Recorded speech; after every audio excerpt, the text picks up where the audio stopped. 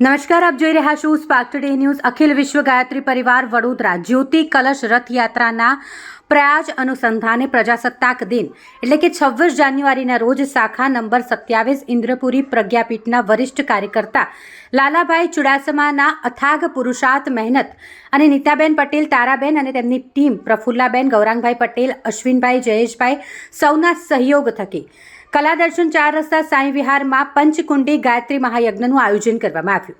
સમગ્ર યજ્ઞનું સંચાલન અનિલભાઈ રાવલે કર્યું। એક ગર્ભોત્સવ સંસ્કાર પણ કરાવવામાં આવેલ। અનિલભાઈ રાવલે અખંડ જ્યોતિ કલશનું વિશેષ મહત્વ સમજાવતા ઘરે ઘરે સંદેશો પહોંચાડી અખંડ જ્યોતિને પ્રચંડ જ્યોતિ બનાવવા માટે વિસ્તૃત સમજણ આપી હતી। યજ્ઞમાં 200થી પણ વધારે ભાઈઓ બહેનોએ ભાગ લીધો હતો। શાખા નંબર 18 ન્યૂ વીઆઈપી કારેલીબાગ ખોડિયારનગરના કન્વીનર સુરેશ સોલંકી અને વડોદરા ઉપઝોનના યુવા સહસંયોજક મયંકભાઈ ત્રિવેદી ખાસ ઉપસ્થિત રહ્યા હતા અને વિશેષ સહયોગ સ્થાપિત કર્યો હતો। ઉપસ્થિત 200 પરિજનોએ એક વ્યક્તિ 5 ઘરે અખંડ જ્યોતિ કલશ રથયાત્રાનો સંદેશો આપવાના સંકલ્પ લીધા હતા। વિશેષમાં પ્રજાસત્તાક દિનની ઉજવણી અંતર્ગત ધ્વજવંદન કરી સૈન્ય વિજય પ્રાપ્તાર્થ મંત્રની આહુતિ આપી હતી। દેશને સ્વતંત્ર કરવામાં પોતાના પ્રાણોની આહુતિ આપવાવાળા રણબાંકુરો શાહિદ થયા તેવા દિવંગત આત્માની શાંતિ માટે આહુતિ પ્રદાન કરવામાં આવી। અંતમાં સામૂહિક રાષ્ટ્રગીત સાથે યજ્ઞની પૂર્ણાહુતિ કરી મહાપ્રસાદી ગ્રહણ કરીને સૌ છૂટા પડ્યા હતા।